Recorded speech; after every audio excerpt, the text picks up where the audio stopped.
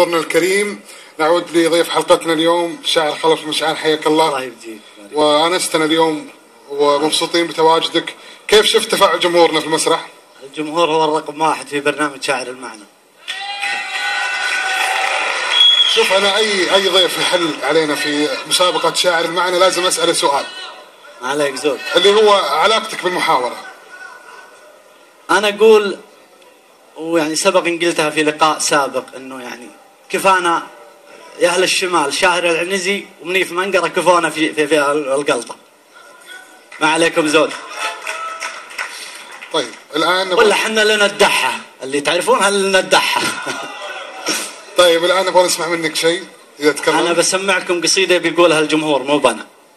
أكيد حافظينها مدام كذا. يا كثرهم لا قلت لك عرفت وجيه، ويا قلهم لا قلت قدر، رجل تعزه بعد ما تلتقي فيه، ورجل قبل لا تلتقي به، ورجل ترزه بالمجالس مباديه، ورجل فلوسه بالمجالس، ورجل يموت ولا يجيبون طاريه، ورجل يجي طاريه في كله، ورجل ضعيف ويستفزه معاديه، ورجل كلام عداها، ورجل يهزه بعد موقف ويشكيه، ورجل ما هو بيات موقفه، ورجل تلزه يعترف لك بخافيه، ورجل على خافيه محدنه، ورجل يوزونه ويزعل من يخيه، ورجل يزعل من يحاوله، ورجل يغز بحلق ربعه بلاويه، ورجل بحلق عداه ربعه، ورجل يفزل يسمع من يناديه، ورجل على الطاولات ما فيها، ورجل تكزه لازم انك توصيه، ورجل بليه ما توصيه،